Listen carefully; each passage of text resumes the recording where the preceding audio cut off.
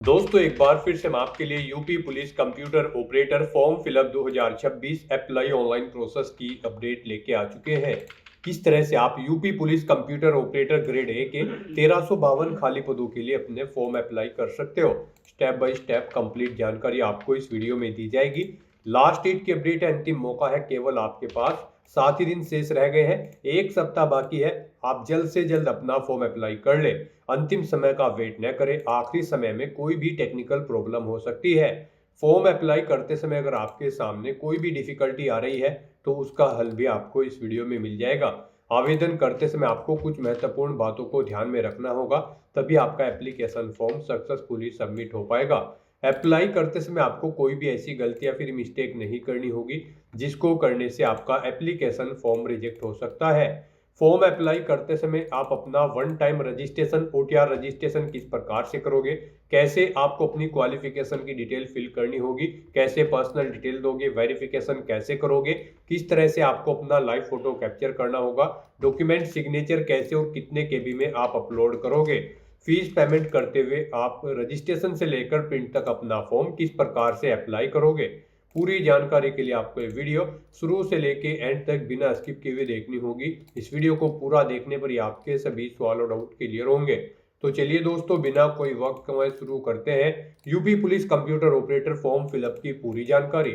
Form भरने से पहले आपको सबसे पहले हमारी वेबसाइट आईएनडी सरकारी नौकरी के इस पेज पर विजिट करना होगा, जिसका लिंक आपको नीचे description plus first comment box में मिल जाएगा।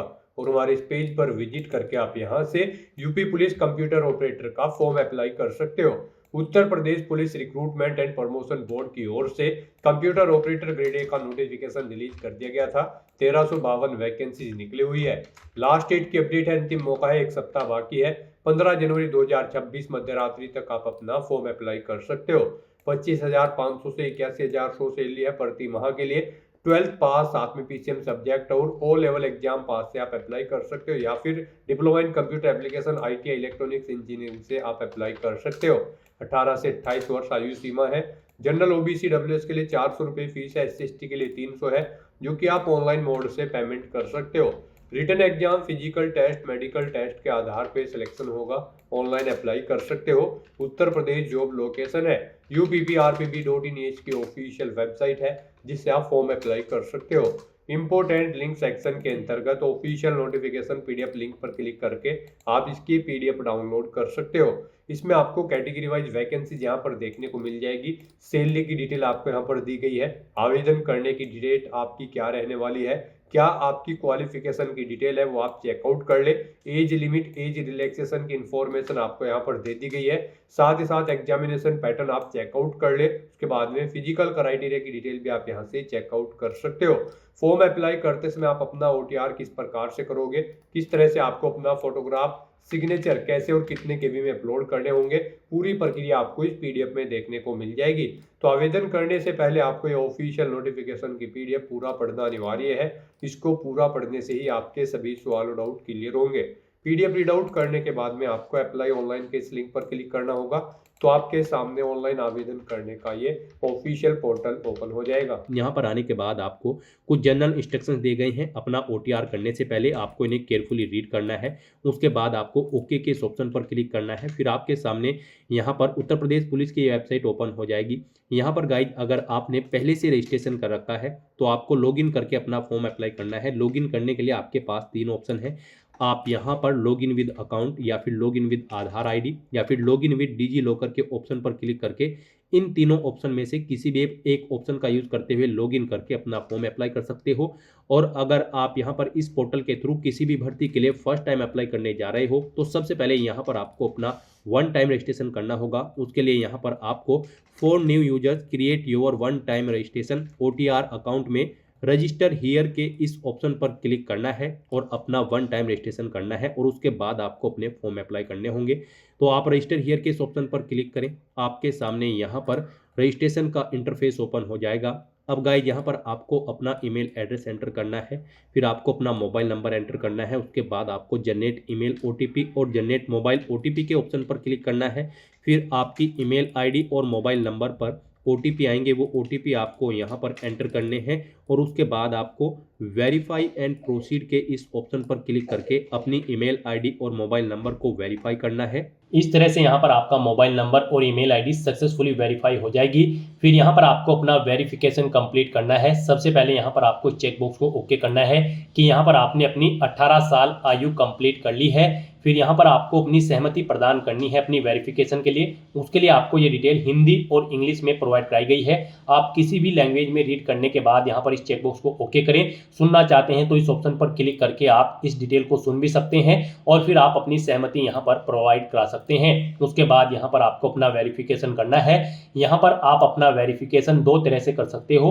आप आधार के थ्रू अपना वेरिफिकेशन कर सकते हो या फिर डिजी लॉकर के थ्रू आप अपना वेरिफिकेशन यहाँ पर कर सकते हो। और अगर आपके पास आधार और डिजी लॉकर नहीं है तो इनके बिना भी यहाँ पर आप अपना रजिस्ट्रेशन कर सकते हो। उसके लिए आपको I am not currently registered with Aadhaar और डिजी लॉकर के ऑप्शन पर क्लिक करना है और अपनी डिटेल्स यहाँ पर आपको मैन्युअली एंटर करते हुए अपनी वेरिफिकेशन यहाँ पर कंप्लीट कर लेनी होगी, अपना रजिस्ट्रेशन करना होगा।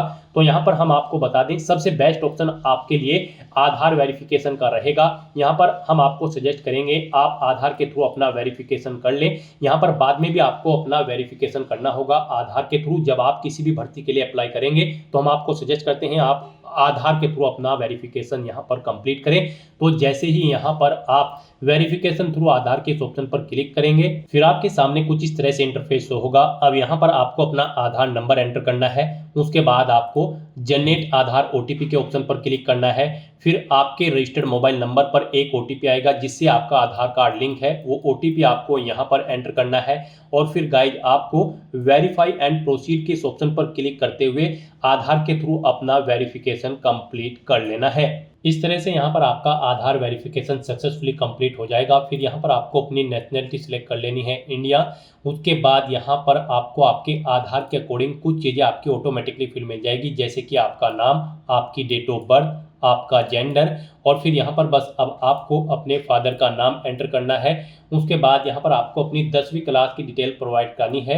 यहाँ पर आपको अपना नाम एंटर करना है आपकी 10वीं की मार्कशीट के अकॉर्डिंग, यानी कि जो आपका नाम आपकी 10वीं की मार्कशीट में है वो एज इट इज आपको यहाँ पर टाइप करना है। फिर यहाँ पर आपको अपनी डेट ऑफ बर्थ एंटर करनी है अपनी 10वीं की मार्कशीट के अकॉर्डिंग DDMMYY फॉर्मेट में। उसके बाद यहाँ पर आपको अपना जेंडर सिलेक्ट करना है। उसके बाद यहाँ पर आपको अपने फादर का नाम दोबारा से टाइप करना है अपनी हाई स्कूल की मार्कशीट के अकॉर्डिंग। इस तरह से अपनी डिटेल प्रोवाइड करने के बाद फिर आपको प्रोसीड के इस ऑप्शन पर क्लिक करना है। नेक्स्ट यहाँ पर आपको अपना पासवर्ड क्रिएट करना है। यहाँ पर आपके पासवर्ड के लिए आपको गाइडलाइन दी गई है। आपका पासवर्ड कम से कम 8 कैरेक्टर का होना चाहिए और ये अल्फा न्यूमेरिक फॉर्मेट में होना चाहिए। मीन्स आपके पासवर्ड में कम से कम एक अपर केस कैरेक्टर, एक लोअर केस कैरेक्टर, एक इंटीजर नंबर और एक स्पेशल कैरेक्टर जैसे कि @ या फिर डॉलर होना चाहिए।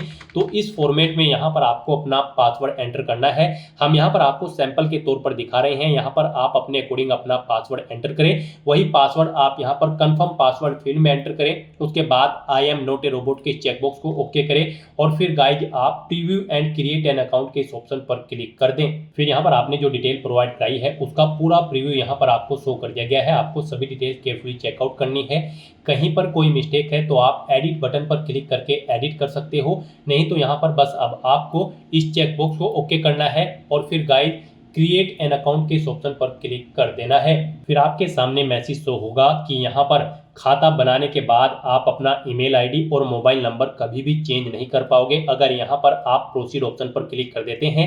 और अगर आप चेंज आउट करना चाहते हैं तो इस मैसेज को कट करें और एडिट करके अपना मोबाइल नंबर या फिर ईमेल आईडी आप चेंज कर सकते हैं। तो यहाँ पर अगर सभी चीज़ें ओके हैं तो अब यहाँ पर आपको प्रोसीड के इस ऑप्शन पर क्लिक कर देना है। इस तरह से यहाँ पर आपका यूपी पुलिस की इस वेबसाइट पर 1 टाइम रजिस्ट्रेशन सक्सेसफुली कंप्लीट हो चुका है। अब यहाँ पर आपको लॉगिन करने के लिए 3 ऑप्शन दिए गए हैं। आप यहाँ पर इनमें से किसी का भी यूज करते हुए अपने डैशबोर्ड में लॉगिन करके यूपी पुलिस की आने वाली भर्तियों के लिए अपना फॉर्म अप्लाई कर सकते हो। इन फ्यूचर में जो भी भर्तियां आएंगी बस यहाँ पर अब आपको इन तीनों ऑप्शन में से किसी भी ऑप्शन का यूज करते हुए लॉगिन करके अपने फॉर्म अप्लाई कर लेने हैं। यहाँ पर आप लॉगिन विद अकाउंट के ऑप्शन पर क्लिक करके लॉगिन कर सकते हो। लॉगिन विद आधार आईडी के थ्रू आप लॉगिन कर सकते हैं या फिर आप third option login with DigiLocker option का क्लिक करते हुए भी अपने डैशबोर्ड में लॉगिन करके अपने फॉर्म अप्लाई कर सकते हो। गाइस यहाँ पर जैसे ही आप लॉगिन विद अकाउंट इस ऑप्शन पर क्लिक करेंगे आपके सामने कुछ इस तरह से इंटरफेस होगा। यहाँ पर आने के बाद आपको अपना मोबाइल नंबर या फिर ईमेल आईडी एंटर करनी है, अपना पासवर्ड आपको एंटर करना है जो पासवर्ड आपने क्रिएट किया है। फिर यहाँ पर आपको I am not a robot के चेकबॉक्स को ओके करना है और उसके बाद आपको लॉगिन के इस ऑप्शन पर क्लिक करते हुए अपने डैशबोर्ड में लॉगिन कर लेना है। लॉगिन ऑप्शन पर क्लिक करते ही आपके सामने टू फैक्टर ऑथेंटिकेशन का ये मोड ओपन होगा। अब यहाँ पर आपको दो ऑप्शन दिए गए हैं। यहाँ पर आप सेंड ओटीपी टू ईमेल के ऑप्शन पर क्लिक करें, आपकी ईमेल पर एक ओटीपी जाएगा, वो ओटीपी आप यहाँ पर एंटर करें और फिर लॉगिन के ऑप्शन पर क्लिक करते हुए अपने डैशबोर्ड में लॉगिन कर ले। या फिर जो सेकंड ऑप्शन है वो यहाँ पर सेंड ओटीपी टू फोन का है, आप इस ऑप्शन पर क्लिक करें, आपके मोबाइल नंबर पर एक ओटीपी जाएगा, वो ओटीपी आप यहाँ पर एंटर करें और फिर आप लॉगिन के इस ऑप्शन पर क्लिक करते हुए अपने डैशबोर्ड में लॉगिन कर ले। लॉगिन करने के बाद आपके सामने आपका डैशबोर्ड कुछ इस तरह से शो होगा। यहाँ पर आपको कुछ जनरल इंस्ट्रक्शंस दिए गए हैं, आपको इन्हें केयरफुली रीड कर लेना है। उसके बाद आपको अपना फॉर्म अप्लाई करने के लिए यहाँ पर ऑनलाइन एप्लीकेशन की ये टैब दी गई है, या फिर आपको यहाँ पर टॉप पर ही ऑनलाइन एप्लीकेशन की एक और दूसरी टैब दी गई है। इन दोनों टैब में से आप किसी पर भी क्लिक करके अपना फॉर्म अप्लाई करेंगे। तो आप ऑनलाइन एप्लीकेशन की इन टैब्स पर क्लिक करें, किसी भी एक टैब पर। उसके बाद आपके सामने यहाँ पर कुछ इस तरह से इंटरफेस शो होगा। अब गाइज यहाँ पर आने के बाद आपको कंप्यूटर ऑपरेटर ग्रेड ए परीक्षा 2025 आपको इस सेक्शन में आना है और यहाँ पर आने के बाद आपको इस चेकबॉक्स को ओके करना है और फिर आपको अप्लाई के इस टैब पर क्लिक करना है कंप्यूटर ऑपरेटर की इस भर्ती पर अप्लाई करने के लिए। तो आप अप्लाई के इस टैब पर क्लिक करें। अब यहाँ पर आपका फॉर्म स्टार्ट हो चुका है। आपको कुछ पर्सनल डिटेल आपकी ऑटोमेटिकली फिल मिलेगी जो कि आपके OTR से फैच कर ली गई है। आपको उसमें अपनी मदर का नाम यहाँ पर एंटर करना होगा। फिर गाइज आपको यहाँ पर अपना मैरिटल स्टेटस सेलेक्ट करना है, आप मैरिड हो या फिर अनमैरिड। उसके बाद यहाँ पर आपको अपना डोमासाइल की डिटेल देनी है, मूल निवास का विवरण यहाँ पर आपको देना है। क्या आपके पास यूपी का डोमासाइल है? अगर है तो आप यस करेंगे और उसकी डिटेल यहाँ पर देंगे, जैसे कि यहाँ पर मूल निवास या डोमासाइल प्रमाण पत्र जारी करने वाले जिले का नाम आपको सिलेक्ट करना होगा। उसके बाद यहाँ पर आपको उत्तर प्रदेश के प्राधिकारी का नाम देना होगा जिसने आपको यहाँ पर ये डोमासाइल प्रोवाइड कराया है, ADM, सिटी मजिस्ट्रेट, DM या फिर SDM। उसके बाद किस डेट को हुआ है जारी, वो डेट आपको सिलेक्ट कर लेनी है। फिर यहाँ पर आपको डोमासाइल सर्टिफिकेट एप्लीकेशन नंबर देना है, उसका सीरियल नंबर देना है। और अगर आपके पास यूपी का डोमासाइल नहीं है तो आप सिंपली नो ऑप्शन सेलेक्ट करेंगे, आपको आगे की डिटेल प्रोवाइड नहीं करानी होगी यहाँ पर। उसके बाद अगर गाइज आप यूपी से नहीं हैं तो आपको जनरल कैटेगरी में काउंट किया जाएगा, अनरिजर्व कैटेगरी में आपको काउंट किया जाएगा, आप चाहे किसी भी कैटेगरी से बिलोंग करते हो। फिर यहाँ पर अगर आप यूपी के कैंडिडेट हैं तो आपको अपनी कैटेगरी सिलेक्ट करनी होगी। आप unreserve, EWS, OBC, SC, ST जिस कैटेगरी से बिलोंग करते हैं आप अपनी कैटेगरी सिलेक्ट करें। रिजर्व कैटेगरी से अगर आप बिलोंग करते हैं तो यहाँ पर आपको श्रेणी प्रमाण पत्र जारी करने वाले जिले का नाम सिलेक्ट करना होगा, जिस जिले का आपके पास कैटेगरी सर्टिफिकेट है। कैटेगरी सर्टिफिकेट आपको किस अथॉरिटी ने इशू कराया है उसका नाम आपको सिलेक्ट करना होगा, डेजिग्नेशन का किस डेट को इशू कराया है वो डेट आपको सिलेक्ट करनी होगी। उसका यहाँ पर एप्लीकेशन नंबर आपको देना होगा और फिर उसका सीरियल नंबर भी यहाँ पर आपको देना होगा। फिर यहाँ पर आपको अपना कोरोस्पोंडेंस एड्रेस एंटर कर देना है, यहाँ पर आप अपना कोरोस्पोंडेंस एड्रेस एंटर करें। उसके बाद आपको अपना परमानेंट एड्रेस यहाँ पर एंटर करना है और अगर आपका परमानेंट एड्रेस आपके कोरोस्पोंडेंस एड्रेस के अकॉर्डिंग सेम है तो आप इस चेकबॉक्स को ओके कर देंगे। ऑटोमेटिकली यहाँ पर आपका परमानेंट एड्रेस आपके कोरोस्पोंडेंस एड्रेस के अकॉर्डिंग फिल हो जाएगा। उसके बाद गाइज यहाँ पर आपको अपना स्टेट सेलेक्ट करना है और फिर आपको अपना डिस्ट्रिक्ट यहाँ पर सेलेक्ट कर लेना है और इस तरह से अपनी डिटेल प्रोवाइड करने के बाद फिर आपको सेव के इस ऑप्शन पर क्लिक करके अपनी सभी डिटेल सेव कर देनी है और फिर आपको नेक्स्ट के इस ऑप्शन पर क्लिक करना है। फिर यहाँ पर आपको अपनी कुछ और डिटेल प्रोवाइड करनी है। यहाँ पर आपसे पूछा गया है कि क्या आप स्वतंत्रता संग्राम सेनानी के आश्रित हैं, अगर हैं तो आप यस ऑप्शन सेलेक्ट करेंगे। उसकी डिटेल यहाँ पर देंगे, जैसे कि फ्रीडम फाइटर डिपेंडेंट सर्टिफिकेट आपको किस डिस्ट्रिक्ट से इशू हुआ है उस डिस्ट्रिक्ट का नाम आप सेलेक्ट करेंगे, किस डेट को इशू हुआ है वो डेट आप देंगे, उसका सीरियल नंबर देंगे और फिर यहाँ पर अथॉरिटी का नाम देंगे जिसने आपको प्रोवाइड कराया है। और अगर आप आश्रित नहीं है स्वतंत्रता संग्राम सेनानियों के तो आपको नो ऑप्शन सेलेक्ट करना है। फिर आपसे पूछा गया है कि क्या आप एक सर्विसमैन हैं, अगर हैं तो आप यस ऑप्शन सेलेक्ट करें और उसकी डिटेल यहाँ पर आपको देनी होगी, नहीं है तो आप नो ऑप्शन सेलेक्ट करेंगे। फिर आपसे पूछा गया कि क्या आप उत्तर प्रदेश के राज्य के कर्मचारी हैं और आपके पास अपेक्षित प्रमाण प्रमाण पत्र है, अगर है तो आप यस ऑप्शन सेलेक्ट करें, उसकी डिटेल यहाँ पर प्रोवाइड कराएं, नहीं है तो आप नो ऑप्शन सेलेक्ट करेंगे। इस तरह से अपनी डिटेल प्रोवाइड कराने के बाद फिर आपको सेव के इस ऑप्शन पर क्लिक करके अपनी ये सभी डिटेल सेव कर देनी है और उसके बाद फिर आपको नेक्स्ट के इस ऑप्शन पर क्लिक करना है। नेक्स्ट यहाँ पर आपको अपनी एजुकेशनल क्वालिफिकेशन की डिटेल देनी है। गाइस यहाँ पर UP police computer operator grade A की इस भर्ती में पार्टिसिपेट करने के लिए आपका 12वीं क्लास पास आउट होना जरूरी है फिजिक्स और मैथमेटिक्स के साथ। यहाँ पर 12वीं में आपके पास फिजिक्स और मैथमेटिक्स एक सब्जेक्ट के तौर पर होने चाहिए, यानी कि पीसीएम ग्रुप आपके पास होना चाहिए। और यहाँ पर आपके पास इसके साथ साथ ही ओ लेवल का यहाँ पर डिप्लोमा होना चाहिए DOEACC का या फिर NIELIT से, या फिर इसके इक्विवेलेंट क्वालिफिकेशन आपकी होनी चाहिए। या फिर गाइज यहाँ पर आपके पास 12वीं पास होने के साथ साथ डिप्लोमा होना चाहिए कंप्यूटर इंजीनियरिंग में या फिर इंफॉर्मेशन टेक्नोलॉजी में या फिर इलेक्ट्रॉनिक्स इंजीनियरिंग में किसी बोर्ड ऑफ टेक्निकल एजुकेशन या फिर इसके इक्विवेलेंट क्वालिफिकेशन यहाँ पर आपकी होनी चाहिए। तो 12वीं पास आउट होने के साथ साथ आपके पास ये डिप्लोमे होने चाहिए, इनमें से कोई एक। तो यहाँ पर अब आपको अपनी क्वालिफिकेशन की डिटेल प्रोवाइड करनी है। तो गाइज यहाँ पर सबसे पहले आपको अपनी 10वीं क्लास की डिटेल प्रोवाइड करनी है। यहाँ पर अगर आपने किसी भर्ती के लिए पहले से भी अप्लाई कर रखा होगा तो यहाँ पर आपको आपकी 10वीं क्लास की डिटेल ऑटोमेटिकली फिल मिलेगी, नहीं मिलेगी तो आप उसको फिल कर दें। अगर आप इसे एडिट करना चाहते हैं तो पेंसिल के इस ऑप्शन पर क्लिक करेंगे और फिर यहाँ पर आप इसमें जो भी एडिट करना चाहते हैं वो आप एडिट कर सकते हैं। और उसके बाद फिर आप अपडेट के इस ऑप्शन पर क्लिक करके अपनी ये डिटेल यहाँ पर अपडेट कर दें। फिर यहाँ पर आपको अपनी 12वीं क्लास की डिटेल प्रोवाइड करनी है। 12वीं क्लास की डिटेल प्रोवाइड करने के लिए गाइस अब आपको intermediate with physics and mathematics के इस ऑप्शन पर क्लिक करना है। तो आप यहाँ पर इस ऑप्शन पर क्लिक करें और फिर यहाँ पर आपको बोर्ड का नाम सेलेक्ट करना है जिससे आपने अपनी 12वीं क्लास पास आउट की है। फिर आपको बताना है कब आपने पास आउट की है, वो डेट आपको इस कैलेंडर में से सिलेक्ट कर लेनी है। अपना 12वीं का रोल नंबर यहाँ पर आपको एंटर करना है, सर्टिफिकेट का सीरियल नंबर यहाँ पर आपको एंटर करना है और उसके बाद गाइज आपको ऐड के इस ऑप्शन पर क्लिक करके अपनी 12वीं क्लास की डिटेल भी यहाँ पर ऐड कर देनी है। इस तरह से यहाँ पर आपकी 12वीं क्लास की डिटेल भी सक्सेसफुली ऐड हो जाएगी। इस कॉलम को भी आपको ग्रीन करके शो कर दिया जाएगा। अब यहाँ पर आपके पास ओ लेवल का डिप्लोमा है DOEACC का या फिर NIELIT से या फिर इसके इक्विवेलेंट कोई क्वालिफिकेशन है तो आप इस ऑप्शन पर क्लिक करके आप डिटेल देंगे। और अगर आपके पास डिप्लोमा है कंप्यूटर इंजीनियरिंग या फिर इंफॉर्मेशन टेक्नोलॉजी या फिर इलेक्ट्रॉनिक्स इंजीनियरिंग का तो फिर आप इस ऑप्शन पर क्लिक करके अपने डिप्लोमा की डिटेल प्रोवाइड कराएंगे। ये आपकी चॉइस है, आपके पास इनमें से जो भी क्वालिफिकेशन है इनमें से कोई एक क्वालिफिकेशन आपके पास होनी चाहिए। आप उस पर क्लिक करेंगे जो भी आपकी क्वालिफिकेशन है और उसकी डिटेल यहाँ पर आप प्रोवाइड कराएंगे। मान लीजिए आपके पास डिप्लोमा है कंप्यूटर इंजीनियरिंग का तो आप इस ऑप्शन पर क्लिक करेंगे। तो फिर यहाँ पर आपको सब्जेक्ट सेलेक्ट करना है, आपने यहाँ पर डिप्लोमा किस सब्जेक्ट में किया है, कंप्यूटर इंजीनियरिंग, इलेक्ट्रॉनिक्स इंजीनियरिंग या फिर इंफॉर्मेशन टेक्नोलॉजी। आप अपने अकॉर्डिंग ऑप्शन सेलेक्ट करेंगे।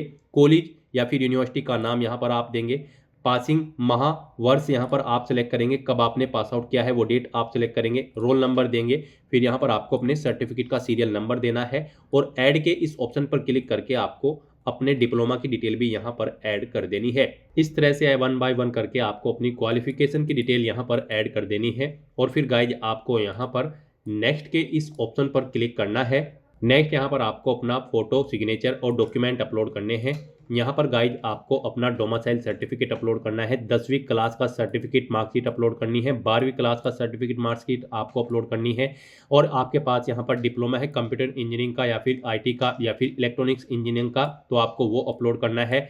DOEACC का आपके पास डिप्लोमा है तो यहाँ पर आपको अपलोड करना होगा और इन दोनों के सर्टिफिकेट और मार्कशीट यहाँ पर आपको अपलोड करने होंगे। पीछे आपने यहाँ पर DOEACC या फिर अगर डिप्लोमा की डिटेल प्रोवाइड कराई है उसके यहाँ पर आपको सर्टिफिकेट और मार्कशीट अपलोड करने हैं। इनके लिए आपको गाइडलाइन दी गई है, आपके ये डॉक्यूमेंट यहाँ पर PDF फॉर्मेट में होने चाहिए और यहाँ पर इनका साइज 1 MB से कम होना चाहिए। तो यहाँ पर आपको अपने इन डॉक्यूमेंट्स को अपलोड करने के लिए इस ऑप्शन पर क्लिक करना है। एरो की के ये ऑप्शन आपको दिए गए हैं, आप जिस भी डॉक्यूमेंट को अपलोड करने जा रहे हैं उसके सामने एरो की के इन ऑप्शन पर क्लिक करें, फाइल को सिलेक्ट करें और 1 बाय 1 करके आप अपने इन सभी डॉक्यूमेंट्स को यहाँ पर अपलोड कर दें। फिर आप व्यू के इन ऑप्शन पर क्लिक करके इन्हें व्यू भी कर सकते हैं।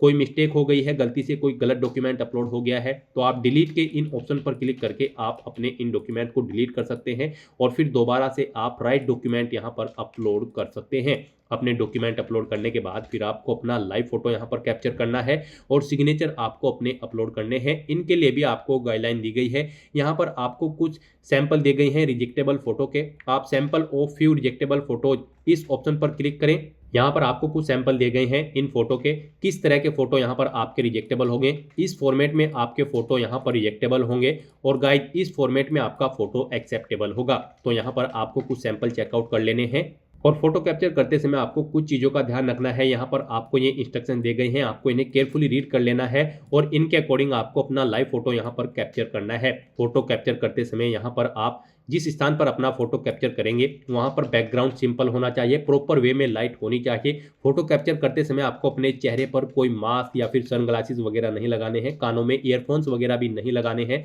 तो आपको ये इंस्ट्रक्शन दिए गए हैं, आपको इन्हें रीड आउट करना है और फिर आपको कैप्चर लाइव इमेज के इस ऑप्शन पर क्लिक करते हुए अपना लाइव फोटो यहाँ पर कैप्चर करना है। तो आप कैप्चर लाइव इमेज के इस ऑप्शन पर क्लिक करें। गाइज आपके सामने कुछ इस तरह से इंटरफेस ओपन होगा फोटो कैप्चर करने के लिए। यहाँ पर आपको इस सर्कल के अंतर्गत अपना चेहरा रखना है और अपनी आंखों को आपको ब्लिंक करना है 3 या 4 बार और फिर गाइज आपको कैप्चर के इस ऑप्शन पर क्लिक करते हुए अपना लाइव फोटो यहाँ पर कैप्चर कर लेना है। फिर यहाँ पर आपको अपने सिग्नेचर अपलोड करने हैं। सिग्नेचर आपके 5 KB से 20 KB के बीच में होने चाहिए, JPG या फिर JPEG फॉर्मेट में होने चाहिए। यहाँ पर व्हाइट पेपर पर ब्लैक या फिर ब्लू इंक पेन से आपको अपने सिग्नेचर करने हैं और फिर उन्हें अपलोड करने के लिए आपको ब्राउज के इस ऑप्शन पर क्लिक करना है, फाइल को सिलेक्ट कर लेना है और अपने सिग्नेचर यहां पर आपको अपलोड कर देने हैं। यहां पर आपके सिग्नेचर का साइज 50 mm × 20 mm के बीच में होना चाहिए। इस तरह से यहां पर आपको अपने डॉक्यूमेंट अपलोड करने के बाद, फोटो कैप्चर करने के बाद और सिग्नेचर अपलोड करने के बाद सेव के इस ऑप्शन पर क्लिक करके अपने इन सभी डॉक्यूमेंट्स को आपको सेव कर देना है और फिर गाइज आपको नेक्स्ट के इस ऑप्शन पर क्लिक करना है। नेक्स्ट आपके सामने प्रेफरेंस और प्रीव्यू सेक्शन ओपन होगा। अब यहाँ पर आपसे कुछ क्वेश्चन पूछे गए हैं। आपके पास यहाँ पर कुछ सर्टिफिकेट्स होंगे तो आपको प्रेफरेंस दी जाएगी। जैसे कि यहाँ पर आपसे पूछा जाएगा कि क्या आपके पास NCC के सर्टिफिकेट है या फिर आपके पास O लेवल सर्टिफिकेट है, तो आपको अपने इन सर्टिफिकेट्स की डिटेल को प्रोवाइड करना है। अगर आपके पास ये हैं तो आपको प्रेफरेंस दिया जाएगा इस भर्ती प्रोसेस के दौरान।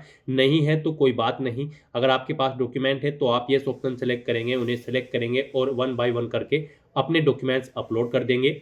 फिर आपको घोषणा पत्र में आना है, इन डिटेल्स को केयरफुली चेकआउट करना है, रीड करना है और इन चेकबॉक्सेस को आपको ओके करना है और फिर यहाँ पर आपको अपनी कुछ एडिशनल डिटेल देनी है। यहाँ पर आपसे पूछा गया है कि क्या आपका केवल एक ही जीवन साथी है, तो यहाँ पर आपको यस ऑप्शन सेलेक्ट करना है। क्या आपको विधि द्वारा स्थापित किसी भी न्यायालय द्वारा कभी दोषी नहीं ठहराया गया है, तो यहाँ पर आपको यस ऑप्शन सेलेक्ट करना है। आपको कभी राजकीय सेवा या से बर्खास्त या निष्कासित नहीं किया गया है, तो यहाँ पर भी आपको यस करना है। यहाँ पर अपना पैलेस आपको एंटर करना है और उसके बाद गाइड फिर आपको यहाँ पर प्रीव्यू एप्लीकेशन के इस ऑप्शन पर क्लिक करना है। फिर यहाँ पर आपको आपके एप्लीकेशन फॉर्म का पूरा प्रीव्यू शो कर दिया गया है, जो डिटेल पीछे अब तक आपने फिल की है। आपको इन्हें केयरफुली चेकआउट करना है, इस पेज को नीचे स्क्रॉल डाउन करना है और फिर आपको इस चेकबॉक्स को ओके करना है और उसके बाद गाइज आपको यहाँ पर एडिट के ऑप्शन पर क्लिक करके एडिट कर लेना है अगर कोई मिस्टेक है फॉर्म में, और अगर सभी चीज़ें ओके हैं तो बस यहाँ पर आपको सबमिट के इस ऑप्शन पर क्लिक करना है। इस तरह से यहाँ पर आपका एप्लीकेशन फॉर्म सबमिट हो जाएगा, लेकिन कंसीडर इसे आपके फीस पेमेंट के बाद ही किया जाएगा। यहाँ पर आपको आपकी कैटेगरी के अकॉर्डिंग एप्लीकेशन फीस का अमाउंट देखने को मिल जाएगा। अब आपको अपना फीस पेमेंट करना है, उसके लिए आपको पे विद SBI ई-पे के इस ऑप्शन पर क्लिक करना है। फिर आपके सामने ये पॉपअप शो होगा। अब आप इस चेकबॉक्स को ओके करें और उसके बाद प्रोसीड के इस ऑप्शन पर क्लिक करें। फिर आपके सामने फीस पेमेंट का इंटरफेस ओपन हो जाएगा। यहाँ पर आप debit card, credit card, net banking या फिर UPI के माध्यम से अपना फीस पेमेंट कर सकते हैं। UPI यहाँ पर आपके लिए सबसे बेस्ट और इजी ऑप्शन रहेगा, तो आप UPI के इस ऑप्शन पर क्लिक करें। इसमें भी फीस पेमेंट करने के लिए आपके पास 2 ऑप्शन है। आप अपनी UPI ID एंटर करके यहाँ पर फीस पेमेंट कर सकते हैं। अगर आप UPI ID का ऑप्शन सेलेक्ट करते हैं तो यहाँ पर आप अपनी UPI ID एंटर करें और वैलिडेट UPI ID के ऑप्शन पर क्लिक करते हुए अपना फीस पेमेंट कर दें। या फिर इसमें दूसरा ऑप्शन है UPI QR का, तो आप UPI QR के इस ऑप्शन पर क्लिक करें और पे नाउ के ऑप्शन पर क्लिक करते हुए अपना फीस पेमेंट करें। पे नाउ ऑप्शन पर क्लिक करते ही आपके सामने ये QR कोड शो होगा। आप इसे अपने UPI से स्कैन करें और अपना फीस पेमेंट कर दें। सक्सेसफुली फीस पेमेंट करने के बाद आपके एप्लीकेशन फॉर्म की सभी टास्क कंप्लीट हो जाएगी। आपका फॉर्म सक्सेसफुली सबमिट हो जाएगा। उसके बाद आपको अपने एप्लीकेशन फॉर्म का एक हार्ड कॉपी प्रिंट आउट ले लेना है फ्यूचर यूज के लिए, फ्यूचर रेफरेंस के लिए, और आप अपने डैशबोर्ड में जाकर भी चेकआउट कर सकते हो कि आपका फॉर्म सक्सेसफुली सबमिट हो चुका है या फिर नहीं। तो दोस्तों, ऐसे आप यूपी पुलिस कंप्यूटर ऑपरेटर की इस भर्ती के लिए अपने फॉर्म अप्लाई कर सकते हो बिना कोई मिस्टेक के हुए। आज की इस वीडियो में बस इतना ही। आई होप ये वीडियो आपको पसंद आई होगी। अगर पसंद आई हो तो इसे लाइक और शेयर करें। चैनल पर नए हो तो इसे सब्सक्राइब कर लें। Thanks for watching.